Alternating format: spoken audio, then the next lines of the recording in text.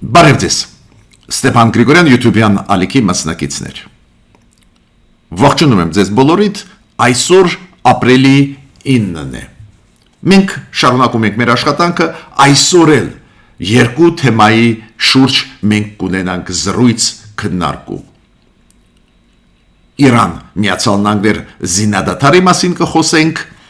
այստեղ զարգացումները լուրջ զարգացումներ գնում են, մեսիջներ ուղարկում են Իրանը Ամերիկային, ամերիկացիք իրանցիներին, ակնհայտ է, որ Իսրայելի սրտով չի այդ զինադադարը, Իսրայելը շարունակում է ռմբակոծել Լիբանանը, հույս ունենալով, որ կտապալվի այս խաղաղության process-ը Միացյալ Նահանգներ Իրան, աշխարհը արձագանքեց այդ երկուշաբաթյա զինադադարի, այդ արձագանքի մասին մենք կխոսենք, նաև Հայաստանը արձագանքեց, նաև Ադրբեջանը, Թուրքիան, այս արձագանքների մասին, շատ կարևոր արձագանքների մասին մենք այսօր կխոսենք։ Ու գլխավոր այսօրվա թեման մեր զրույցի նորից կլինեն ռուս-հայկական հարաբերություններ։ Վերաբերմունքը Ռուսաստանի, Հայաստանի նկատմամբ։ Ու այսօր ես ձեզ կներկայացնեմ այս շղթան, այս արշավի մեր պետականության դեմ, որը վաղուց է սկսվել է, բայց ապրիլի 1-ից նոր թափ առավ։ Պուտին-Փաշինյան հանդիպումից հետո։ Այո, հանդիպումից առաջ էլ հիշում եք Օվերչուկները, Զախարովները, Լավրովները արշավը սկսել են մեծ, բայց ապրիլի 1-ից հանդիպումից հետո Փաշինյան-Պուտին արշավը ել ավելի ուժեղացավ Հայաստանի պետականության դեմ, անկախության դեմ։ Այս արշավը շարունակեցին պրոպագանդիստները Ռուսաստանի, Հայաստանի դեմ, հիմա միացան այսօր Պետդումայի պատգամավորները, նաև այդ թվում ԱՊ-ի երկրների Պետդումայի կոմիտեի նախագահան ու այսօր միացել են այս արշավին մեր պետականության դեմ, նաև այսօրվա իշխանությունների դեմ միացել են Հայաստանի ռուսամետ ուժերի ղեկավարները։ Այդ մեծ շղթա է համագործակցող մեր դեմ պայքարող։ Բայց այստեղ այսօր մենք մեկ նոր խնդիր պետք է ուսումնասիրենք։ Մարիա Զախարովանը երեկ անդրադարձավ հայկական թեմաներին, ավելի ուշ ես մանրամասն կխոսեմ դրա մասին, իսկերիկ ինչ որ արձագանք տվեց այն ինչի մասին խոսում են մեր ղեկավարները, նաև այդ թվում ազգային ժողովի նախագահ Ալեն Սիմոնյանը, ԵԱՏՄ-ի հետ կապված, ԵԱՏՄ-ի դուրս գալու հետ կապված, հապկի դուրս գալու հետ կապված, ինչ-որ իսկերիկ արձագանք, սկանդալային արձագանք, միաժամանակ երբ որ հարց տվեցին երեք բրիֆինգում, Մարիա Զախարովային բրիֆինգում, Ռուսաստանի արտգործնախարարությունը, երբ որ հարց տվեցին կապված Ադրբեջանի հետ, մեծ հարգանքով, զգուշավոր հայտարարություն, բացատրություն, նույնիսկ արդարանում էր Մարիա Զախարովան, քանի որ Ադրբեջանի արտգործնախարարությունը երեք չառաջորը կոշտ հայտարարություն արեց, ու այսօր մենք անպայման պետք է ուսումնասիրենք ինչի հետ է կապված այս տարբերությունը մոտեցումների Հայաստանի և Ադրբեջանի նկատմամբ Ռուսաստանի կողմից։ Ուրեմն կարևորագույն թեմաներ այսօր այս երկու թեման մենք պետք է ձեզ հետ քննարկենք, քանի որ տեսնում եք այդ զարգացումները, ուշով աշխարհը հետևում է այդ զարգացումներին և Իրան Միացյալ Նահանգներ և բավական ուշադիր հետևում է աշխարհը այն զարգացումների, որոնք գնում են Ռուսաստանի և Հայաստանի միջև, Ռուսաստանի և Ադրբեջանի միջև։ Միջև սկիզբը մեր այսօրվա հանդիպան, խնդրում եմ բաժանորդագրվել, կիսվել, լայքել, ձեր ակտիվությունը շատ ու շատ էֆեկտիվ աշխատացնում եմ մեր YouTube-յան ալիքը։ Այն ինչ մենք ասում ենք ստուգված վերստուգված է, կարևորագույն ինֆորմացիա է մեր հասարակության համար, սփյուռք հայության համար, Հայաստանի Հանրապետության բոլոր քաղաքացիների համար, դա է պատճառը, որ ակտիվությունը ձեզ շատ ու շատ պետք է, հենց այսօր, եւ որ հայ ժողովրդի դեմ, հայոց պետականության դեմ գնում է արշավ, գնում է ծանրագույն հետևողական հիբրիդային պատերազմ։ Հիմա Միացյալ Նահանգներ, Իրան։ Ուրեմն վաղը ապրիլի 10-ին կպլանավորվում է Իսլամաբադում, Պակիստանում անցկացնել բանակցություններ։ Միացյալ Նահանգների կողմից պատվիրակությունը կգլխավորի փոխնախագահ Միացյալ Նահանգների պարոն Վենսը, Իրանի կողմից պատվիրակությունը Իրանի կգլխավորի Իրանի պարլամենտի ղեկավարը պարոն Բագեր Գալիբաֆը։ Նայենք ինչ է լինելու, ինչքան ես հասկանում եմ այն հայտարարություններից, որոնք անում են ամերիկացիք իրանցիք, այս անգամ բանակցությունները կլինեն երկկողմ։ Միջնորդությունը կլինի ու կա Պակիստանի, բայց հիմա այդպես չի լինի, որ առանձին պակիստանցիք հանդիպում են ամերիկացիների հետ, հետո գնում են իրանցիների մոտ, հետո հակառակը եւ այլ։ Ոչ, ստեղ կարծես թե բանակցությունները կլինեն Միացյալ Նահանգներ, Իրան։ Միայն կարելի է դա ողջունել, բայց process-ը զինադադարի հաստատման ցավոտ է գնում։ Ես նոր ասեցի, Իսրայելը ռմբակոծում է Լիբանանը, մինչդեռ Հեզբոլան դուրս բերեց Լիբանանի հարավից մի քանի տեղերից իրանց զորքերը, Հեզբոլան Իրաք խմբերը դուրս բերեց հարգելով զինադադարը, բայց Իսրայելը համարում է, որ դա քիչ է, Իսրայելը շարունակում է Լիբանանը ռմբակոծել, համարելով, որ Իսրայելը կատարում է զինադադարի պահանջները Իրանի նկատմամբ, բայց Լիբանանի նկատմամբ չի կատարում, բայց բոլորս հասկանում են, որ Լիբանանի հարցը չես կարող լուծել կտրելով Իրան Միացյալ Նահանգներ պրոբլեմից կամ Իրան-Իսրայել պրոբլեմից։ Դա վտանգ է ու ես համարում եմ, որ Իսրայելը գոհ չի այդ զինադադարից, միգուցե նույնիսկ ուզում է, որ զինադադարը խախտվի։ Մյուսը շատ հետաքրքիր է, եւ Դոնալդ Տրամպը հայտարարեց, որ այս զինադադարը ցույց է տալիս, որ ջախջախիչ հաղթանակ ունեցավ Միացյալ Նահանգները ունեցան, պարտվեց Իրանը, իրանցիք ասում են, որ իրանք հաղթեցին այս պատերազմի ժամանակ, քանի որ Հորմուզի նեղուցը վերահսկում են ու ստիպեցին ամերիկացիներին գնալ բանակցությունների։ Շատ հետաքրքիր է, որ ստեղ արանքում հայտնվեց Արաբական Էմիրատների ղեկավարությունը, որ ասեց մենք ենք հաղթող դուրս եկել այս պատերազմում։ Ինչ կապ ունի Էմիրատները այս պատերազմի կոնտեքստով հաղթանակի հետ, չգիտեմ, բայց իրանցիք եւ ամերիկացիք երկու կողմն են համարում են, որ իրանք հաղթել են այդ պատերազմում։ Հորմուզի նեղուցից սկսեցին անցնել տանկերները, լցանավերը, դա լավ լուր է։ Նորից կրկնում եմ, այնուամենայնիվ առանձին դեպքերում զինադադարի խախտումները ֆիքսվում են։ Հիմա ՄԱԿ-ի գլխավոր քարտուղարը պարոն Գուտերիշը, արտգործնախարարը Եվրոմիության Կայա Կալասը ողջունեցին այդ զինադադարը, Չինաստանը ողջունեց զինադադարը, զինադադարը ողջունեց նաև Էմանուել Մակրոնը, Ֆրանսիայի նախագահ, բայց ինչն է հետաքրքիր, Ֆրանսիան բավական լավատեղյակ է այս զարգացումների հետ կապված, դա է պատճառը, որ Ֆրանսիան ասում է Լիբանանի հարցը չի կարելի անջատել այս Իրանի շուրջ ստեղծված իրավիճակի, քանի որ այնտեղ կա Հեզբոլան, քանի որ այնտեղ Իսրայելը շարունակում է գործողություններ ռազմական, դա է պատճառը, որ եւ Մակրոնը եւ Իտալիայի վարչապետը պահանջում են, որ Լիբանանն էլ մտնի այդ խաղաղության process-ի մեջ առանց Լիբանանի հետ կապված զինադադարի այդ կոմպոնենտի շատ դժվար կլինի զինադադարի հասնել կայուն զինադադարի նաև Միացյալ Նահանգներ Իրան։ Շատ ճիշտ դիտողություն է պարոն Մակրոնի։ Պարոն Մակրոնը նաև ունեցավ հեռախոսազրույցներ Տրամփի հետ եւ Պեզիշկյանի հետ, Իրանի նախագահի եւ Ամերիկայի նախագահների հետ։ Ողջունեցին, շնորհավորեցին այս զինադադարը նաև Հայաստանը եւ Ադրբեջանը։ Օրինակ վարչապետ Փաշինյանը գրառում արեց իր սոցցանցերում ու գրեց, որ դիվանագիտական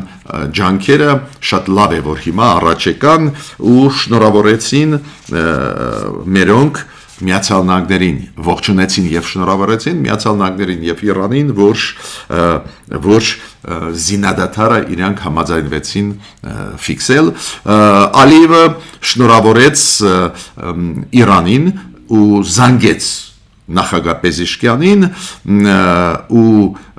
շնորհավորեց, որ զինադադար ստեղ հաստատվեց։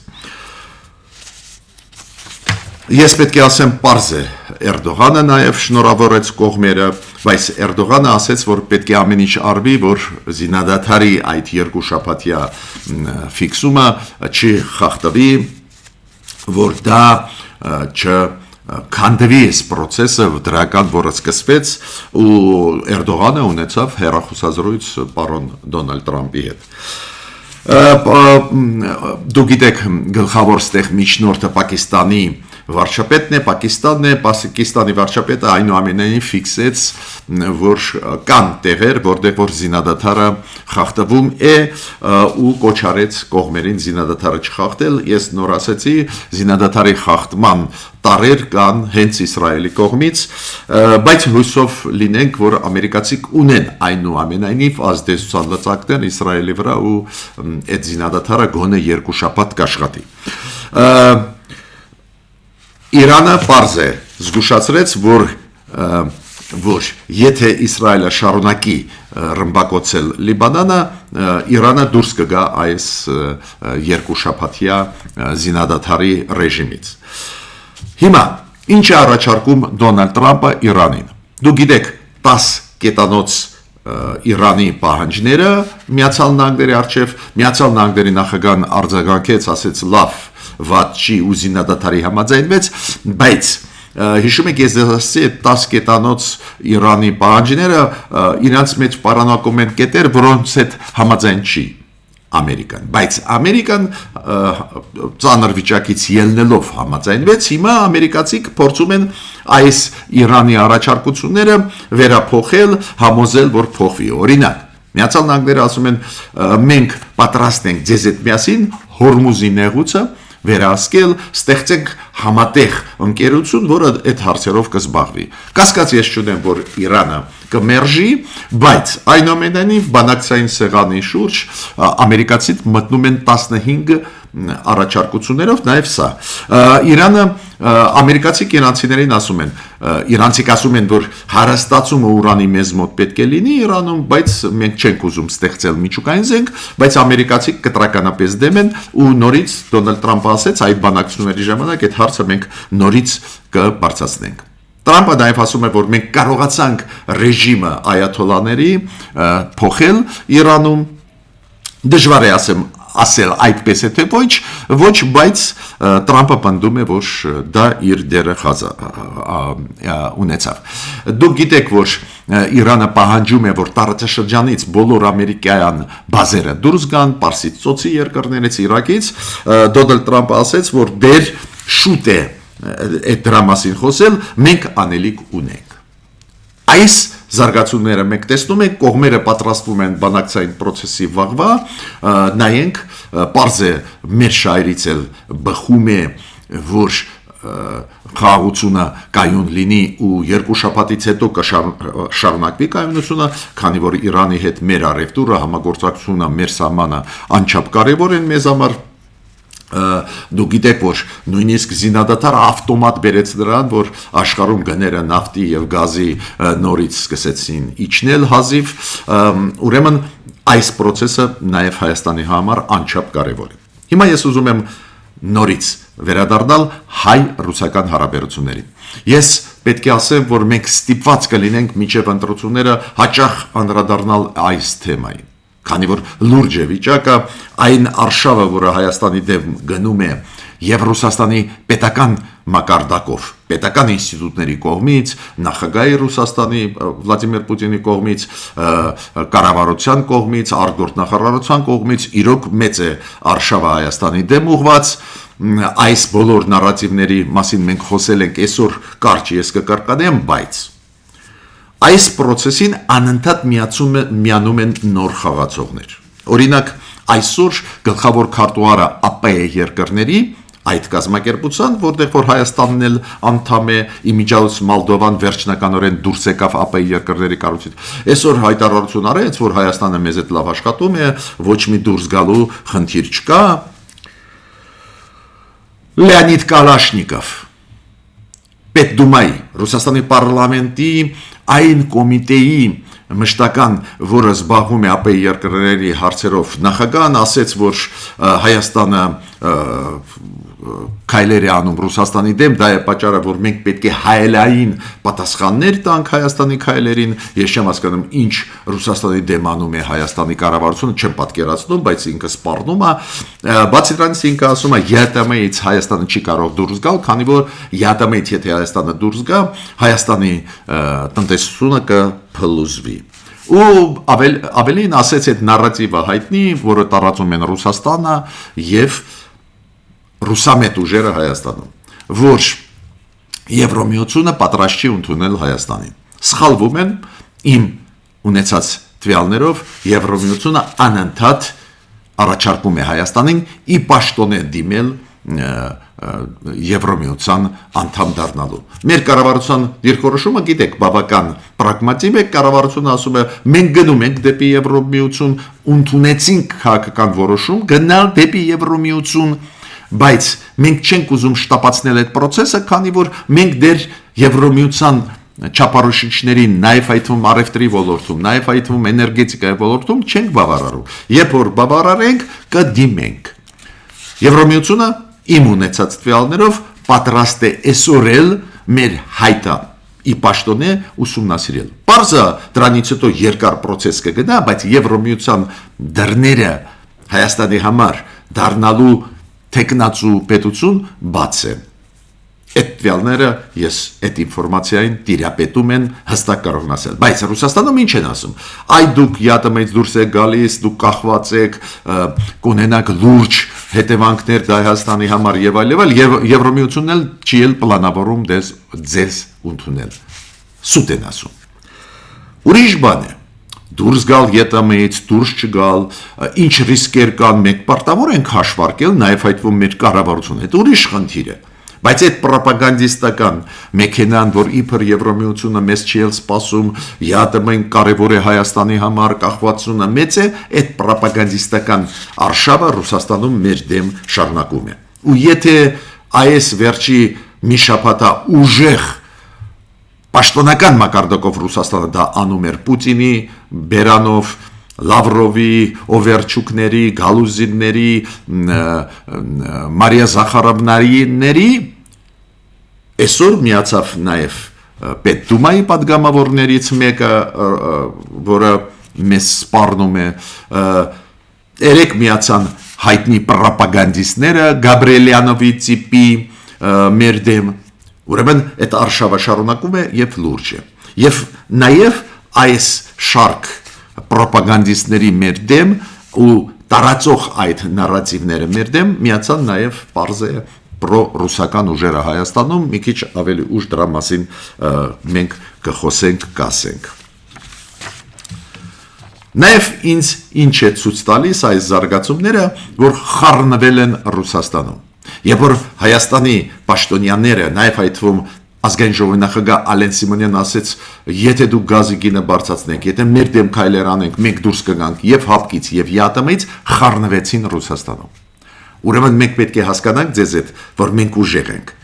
Եթե այնտեղ խառնվեցին, վախեցան, որ իրոք Հայաստանը կարող է դուրս գա ու դա հետևանքներ իմիջային կունենա Ռուսաստանի համար, եթե մենք դուրս գանք ՀԱՊԿ-ից, ԵԱՏՄ-ից, ուրեմն մենք ուժեղ ենք, ուրեմն մենք ունենք գործոններ ճնշելու ու հակադրվելու այն արշավի, որը գնում է հայոց պետականության դեմ։ Ես պետք է ասեմ, ու շատ կարևոր մասն է այսօրվա մեր զրույցի, ես ուշադիր լսեցի այն պատասխանը, որը տվեց Մարիա Զախարովան Ռուսաստանի արտգործնախարարության պաշտոնական ներկայացուցիչը երեք բրիֆինգում, երբ որ Ադրբեջանի մասին ասեցին։ Դուք գիտեք, Ադրբեջանը արեց լուրջ քննադատական հայտարարություն Ադրբեջանի արտգործնախարարությունը կապված Պուտինի ասացի, երբ որ ինքը հանդիպեց Փաշինյանի հետ, երբ որ ինքը խոսեց Լեռնային Ղարաբաղի մասին, Լեռնային Ղարաբաղ Պուտինը։ Ու Ադրբեջանը քննադատեց Ռուսաստանին, ասեց, ինչի եք մեր ներքին գործերի մեջ մտնում, Ղարաբաղը դա մեր մասն է, երկրի ինչի եք խոսում Հայաստանի հետ այդ թեմայով։ Ու հիմա դուք ես համոզված եմ, մտածում եք, որ Մարիա Զախարովան չորեց Ադրբեջանին։ Ոչ, երկար բացատրում էր Ադրբեջանին Մարիա Զախարովան, միտքը էդ էր, որ մենք տեսակ հրաժարվեցինք ԵԱԿ-ի Մինսկի խմբից, տեսակ մենք կողմ ենք, որ փակվի Մինսկի խումբը, ուրեմն մենք տվեցինք Ղարաբաղը ձեզ, Ղարաբաղը հիմա ձերն է, ընչեք դժգոհում, մենք դադարեցրեցինք պատերազմ, մեր խաղաղապահները մտան Ղարաբաղ, հետո հանձնեցին Ղարաբաղը ձեզ, տոնը շատ մեղմ արդարացվող տոն էր, արդարացվում էր Մարիա Զախարովան։ Երբ որ հարցեր տվեցին Մարիա Զախարովային կապված Հայաստանի հնարավոր դուրս գալու մասին ԵԱՏՄ-ից հապկից, դուք չեք պատկերացնում, ոնց որ ուրիշ մարդու հետ ենք խոսում։ Իստերիկայի մեջ ընկավ, ինչ որ սկսեց ինչ որ անկապ բաներ ասել, անեկդոտ, ինչ որ անհեթեթ բաներ ուղղակի ասելով, ծիծաղալով, լուրջ հարց են տալիս։ Հայաստանը ասում է, որ եթե Ռուսաստանը սխալ իրան պայի Հայաստանի նկատմամբ, մենք դուրս կգանք ԵԱՏՄ-ից։ Եթե գազիկիդը բարձրացնեն, անիմաստ են խոսակցությունը ԵԱՏՄ-ի կարևորության մասին։ ԵԱՏՄ-ում Հայաստանը կա առաջի հերթին այն պատճառով, որ ԵԱՏՄ-ի շրջանակներում գները համեմատ ցածր են, այդ կամ էլ ցածր չի, դուք գիտեք այդ պատմությունը, չեմ կրկնի, բայց համեմատ ցածր են։ Ու եթե հիմա Ռուսաստանը բարձրացնի այդ գները գազի մեզ համար, ինչ իմաստ ունի ԵԱՏՄ-ին մնալ, ինչի մասին է խոսքը։ Նույնիսկ տնտեսագետ պետք չի լինել հասկանալու այդ տարական բանը։ Բայց ինքը ասում է, ինչ անհեթեթ բաներ է բարձրացնում, հարցեր Ալեն Սիմոնյանը, ինչ հայտարարություններ են։ Ես ասում եմ, անլուրջ եմ մոտենում այդ խոսքերին, ոնց այդ մեր պետության անկախության, սուվերենության բաղադրիչներն են։ Շատ կարևոր տնտեսական անվտանգության հարցեր են, ինչի անլուրջ եք դուք մոտենում։ Բայց ես ստեղ ինչի մասին ուզում եմ ասել, պարզա Մարիա Զախարովան կրկնեց այն նարատիվները Ռուսաստանի, որ գազը ցածր գնով ենք տալիս, որ ԵԱՏՄ-ի շրջանակներում առևտուրը Հայաստան-Ռուսաստան կազմում է 35% Հայաստանի առևտրի, ուրեմն մեր բիզնեսի ներկայացուցիչները, նաև գյուղատնտեսական ֆերմերները կտուժեն եւ այլն, այդ բոլոր նարատիվները ասեց։ Բայց գլխավորը նա է ինչ տոնով էր ասել։ Նույնը, ասենք, ասեց, ներքին գործերի մեջ մենք չենք միջամտում, հետո երկար բարակ բացատրում էր, որ ճիշտ է, որ Պուտինը ասեց, որ Սամվել Կարապետյանին պետք է թույլ տաք, որ ընտրվի։ Մինչդեռ դա հակասում է մեր սահմանադրությանը։ Ինչ եմ ուզում ասել։ Մեր նկատմամբ բավական նսեմացուցիչ բաներ ասվեցին։ Ոստեղ ես պետք է ասեմ, որ նույնիսկ Ռուսաստանը արձագանքեց այն փաստին, որ գիտեք, երեք այս վերջի 2 օրը մեր ազգային ժողովը կատարեց փոփոխություններ ընտրական օրենսգրքում ու այդ փոփոխությունները, որ դաշինքները իրավունք ունեն կոնկրետ մարդկանց անունները կրել, նույնիսկ դրան անդրադարձավ, քանի որ հույսով են, որ Սամվել Կարապետյանի դաշինք այս ձևի անունով դաշինք կլինի։ Տեսակ, ինչքան խորը ուսումնասիրում են ու ինչքան ուզում են միջամտել մեր ընտրությունների մեջ։ Բայց ստեղ այդ նարատիվների մասին մենք շատ ենք խոսացել, չեմ կրկնի, ուղղակի ինձ համար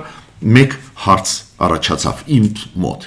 Ինչի է կապված, որ երբ որ Ադրբեջանը կոշտ հայտարարություններ է անում Ռուսաստանի նկատմամբ, Ռուսաստանը փորձում է արդարանալ, բացատրություններ է տալիս, ասում է մենք ձեզ հարգում, մենք Երբ որ արձագանքում են մեր ասացին, մեր պաշտոնական ներկայացուցիչների ասացներին, ուղղակի նսեմացնող խոսքեր են ասում, սպառնում են, ուստեղ ես ուզում եմ, որ այս դրա մասին մենք նաև մտածենք։ Ես պնդում եմ, որ մի քանի գործոններ կան այս տարբերության մեջ մեր նկատմամբ Ռուսաստանի քաղաքականությունը, Պուտինյան Ռուսաստանի մասին է խոսքը, Պուտինի մասին, իր թիմի մասին եւ Ադրբեջանի։ Առաջինը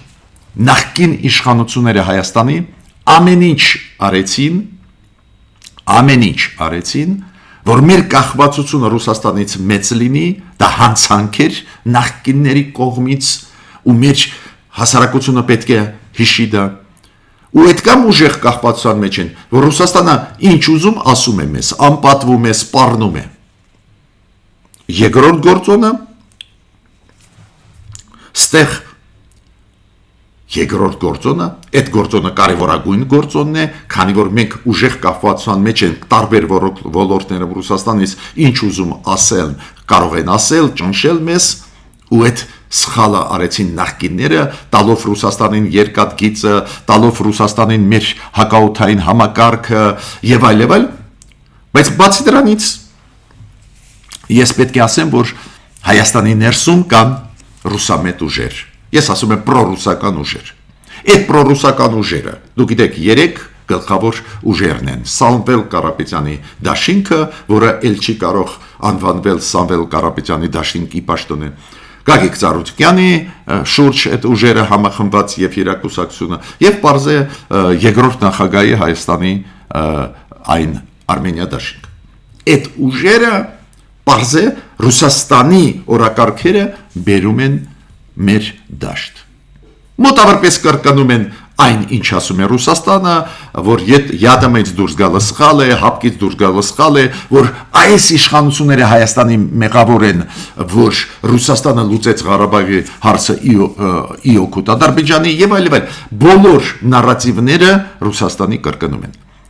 Այս ուժերի աշխատանք Հայաստանի ներսում բերում է նրան, որ Ռուսաստանը այդ ուժերի միջոցով ուզում է ճնշել Հայաստանը, ուզում է անցկացնել իր քաղաքականությունը։ Պետք է բոլորս դա հասկանանք։ Այս երկու գործոնները շատ լուրջ գործոններ են, որոնք ցույց են տալիս, որ մենք լուրջ խնդիրներ ունենք։ Ու այն ջանքերը, որը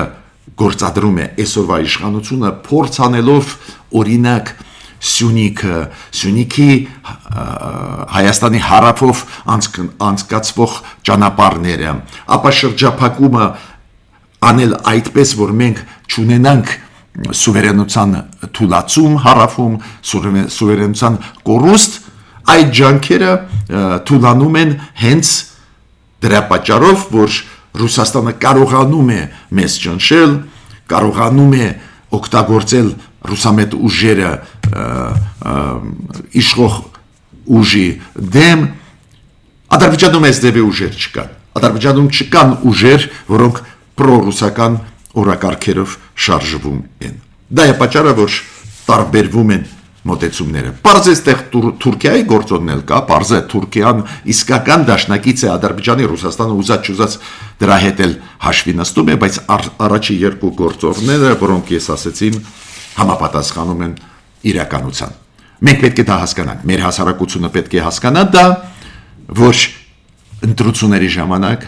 ճիշտ կողմորոշվի։ Ես ավարտեցի իմ ելույթը, մինչ նոր հանդիպումներ։